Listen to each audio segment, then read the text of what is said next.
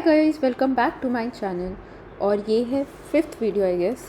एक सेकेंड, नहीं ये सिक्स्थ वीडियो है। और हम अब तक क्या क्या कर चुके हैं। सिस्टम डिज़ाइन देख चुके हैं, क्या था, architecture types like monolithic, micro service, distributed system में हम देख चुके हैं, centralised and decentralised. So this is not related to distributed system. Micro service is the type of distributed system जो सेकेंड वीडियो में देख लिया था। एप्लीकेशन करेक्टरिस्टिक्स वन में हम देख चुके हैं, स्केलेबिलिटी क्या थी, थ्रूपुट क्या था और अवेलेबिलिटी क्या थी। एप्लीकेशन करेक्टरिस्टिक टू में हम देख चुके हैं कि कंसिस्टेंसी क्या थी। तो ये चार प्रॉपर्टीज़ हैं। उसके बाद हम कैप थ्योरम देख चुके हैं, कंसिस्टेंसी, अवेलेबिलिटी और पार्टीशन टॉलरेंस।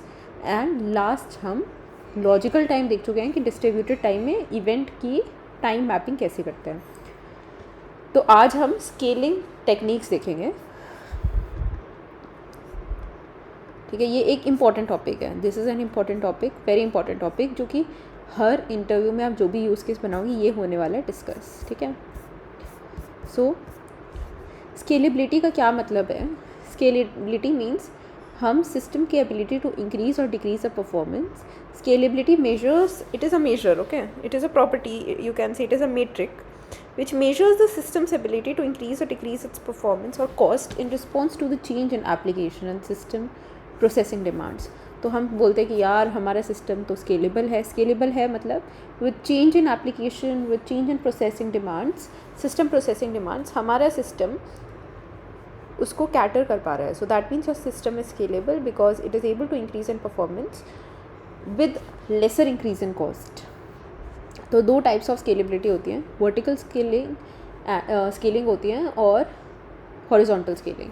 तो scalability can be achieve by either vertical scaling और horizontal scaling.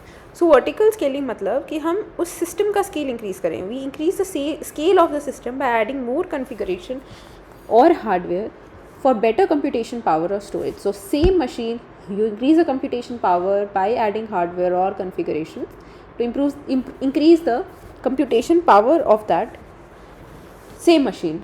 In practice, this would mean adding better processors, increasing the RAM or other power increasing adjustments. So this means we add more processors, we increase the RAM, we add more CPU. Scaling here is done through multi-core by spreading the load between the CPU and RAM. For example, MySQL.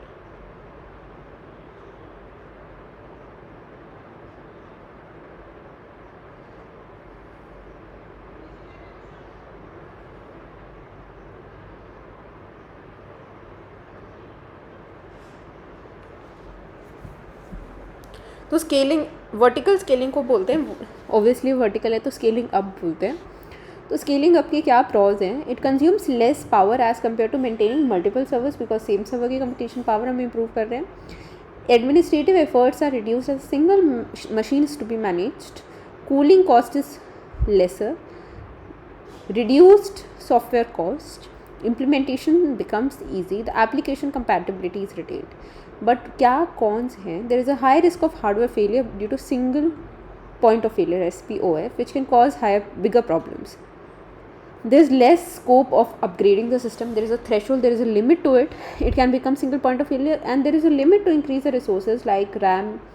At one point of time, memory storage, it cannot be increased, and RAM as one single machine might not be able to handle like infinite increase of RAM. Okay, then we have another technique which is called horizontal scaling, and it is a process of increasing the scale of the system by adding more machines. So this entails collecting and connecting multiple devices to one or more system requests like Cassandra and MongoDB. So this is called scaling out. ठीक है, scaling out, scaling up. So it is cost effective, it takes advantage of smaller systems, it is easily upgradable, resilience can be improved due to presence of discrete multiple systems, fault tolerance can be handled easily, and supporting linear increases capacity. Problem क्या है, इसकी cost ज़्यादा लगती है। Utility cost such as cooling, electricity will be higher. Bigger footprint in the data center. Bigger footprint का क्या मतलब है, इन्वायरमेंट के लिए इतना अच्छा नहीं है कि आप मल्टीपल मशीन्स आप लेके आओ। More networking equipment is obviously required and licensing fees will be more. So there is no limit to horizontal scaling, but it would not be cost or space effective at all. compared to vertical scaling. Also, the performance of a single machine using horizontal scaling cannot continuously be increased in proportion to the hardware added, because the performance curve comes to a standstill at a maximum limit. So there is always a threshold के बाद it comes to a standstill after that limit. And another limitation of vertical scaling is that it might be impossible to scale vertically after a limit due to limitations in the hardware technology. So vertical scaling के pros हम देख चुके हैं, ज़्यादा area नहीं लगता है, comparatively more areas of application, install करना ईजी है, कॉस्ट इफेक्टिव है. बट क्या है प्रॉब्लम, क्या है, एक्सपेंसिव है, आउटेज क्योंकि सिंगल पॉइंट ऑफ फेलियर की वजह से अवेलेबिलिटी कम हो सकती है, अपग्रेड करना फ्यूचर में प्रॉब्लम है. लेकिन लिमिटेड हॉरिजॉन्टल स्केलिंग की चीपर है, हाई अवेलेबिलिटी है, ईजियर टू रन है, बट लिमिटेड एप्लीकेशंस है, higher cost on utility like electricity, extra loads and software has to handle data distribution and parallel processing. तो क्या differences हैं इन दोनों के बीच में वो देख लेते हैं. Database. So horizontal scaling means it is used for partitioning of data, but vertical scaling means the data lives on the single machine. Scaling is done through multi-core. This is the load is divided between the CPU and RAM of the machine. Downtime horizontal scaling में because we are adding तो कम होगा, adding machines to the existing pool means making it possible to scale with less downtime. But vertical में ज़्यादा होगा because single machine having a capacity of a single machine means scaling beyond its limit can increase the time, can lead to high downtime. Data sharing horizontal में complex होगी because there is network which is involved here, but vertical scaling में easy होगी as it is a single machine. Message passing can be done without passing by just passing the reference. Example देखते हैं, जैसे horizontal scaling जिनमें होती है वो होती है MongoDB, डॉक्यूमेंट DB है. वर्टिकल स्केलिंग SQL में होती है. ठीक है, ये देख लिया हमने. अब नेक्स्ट है redundancy and replication. So why redundancy and replication is required, तो ये देखते हैं. Redundancy and replication are essential for maintaining availability and data integrity. तो इसका क्या मतलब है, हमारा जो एक सर्वर है उसका हमेशा बैकअप होना चाहिए. That backup is an example of redundancy and replication. तो फॉल्ट और data loss is prevalent in distributed systems because network fault हो सकती है या commodity hardware. Due to the above two factors, the chances of failure of a distributed system are very high because the commodity hardware and networks are highly unreliable. इसलिए distributed system होते हैं error prone, fault prone system. So we need to handle the faults gracefully, known as partition tolerance, which is related to network failure, and failure tolerance, or we can say fault tolerance, which is related to hardware fault. So partition of fault tolerance can be achieved by replication and redundancy. What is redundancy? Redundancy is simply the duplication of nodes or components so that when a node or component fails, the duplicate node is available. ठीक है, उसकी duplication कर दी node की या किसी भी उस node के कंपोनेंट की. This is how redundancy helps in maintaining availability, resiliency, failure recovery, failure management. The idea behind redundancy is to make backup paths speed, efficient and available. For example, GPS. So redundancy के types होते हैं. Active redundancy. Active redundancy में क्या होता है कि each unit is operating और active responding to action.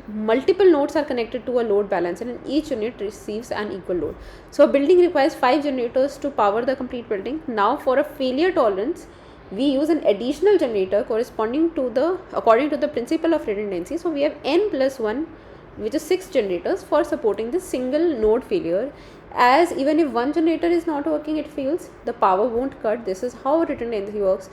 The system keeps operating even in case of a failure. But what is passive redundancy? It is considered when one node is active or operational, other is not operating. Active में वो सारे operate कर रहे हैं, but other is not operating. During the breakdown of the active node, the passive maintains availability by becoming the active node. So for example, एक car के पास 4 tyre हैं, एक स्पेयर टायर है.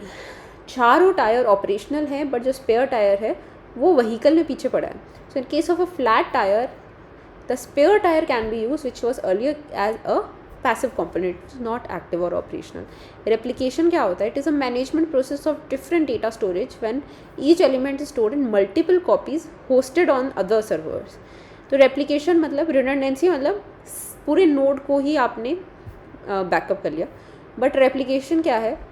आपने उस डेटा की कॉपी बनाई है या डेटा स्टोरेज की कॉपी बनाई है. Simply it is copying of data. ठीक है, it is synchronisation on different machines and it helps to ensure consistency between redundant resources to improve the fault tolerance and reliability, and also consistency.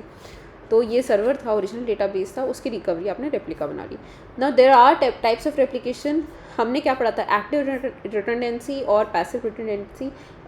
Replication का भी same होता है, active and passive. तो एक्टिव में क्या होता है कि all the nodes of a cluster are connected and the data is replicated on every node. It is perform by processing the same request on all the replica machines.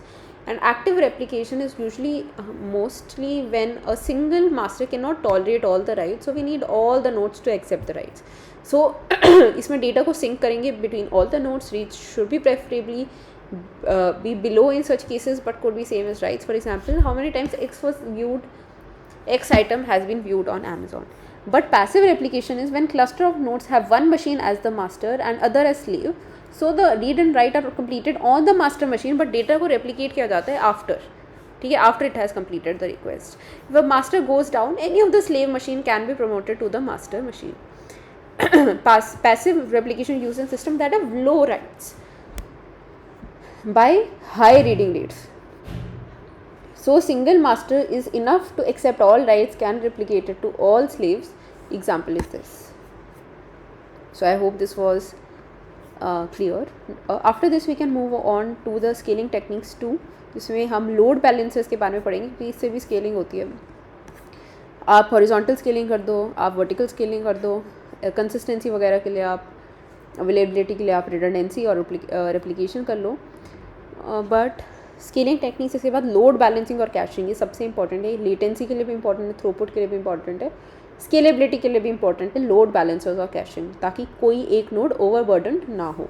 और caching is important. ठीक है, CDN इसका example हम पहले पढ़ चुके हैं. उसके बाद डेटाबेस और डेटाबेस ऑप्टिमाइजेशन, इंडेक्सिंग और पार्टीशनिंग पढ़ेंगे. कम्युनिकेशन दो टाइप के होते हैं, सिंक्रोनस और एसिंक्रोनस. वेब एप्लीकेशन के बारे में पढ़ेंगे, सर्वर्स क्या है, REST APIs क्या हैं, और उसके बाद सिक्योरिटी के बारे में पढ़ेंगे. तो अभी देखते हैं नेक्स्ट वीडियो में स्केलिंग के बारे में.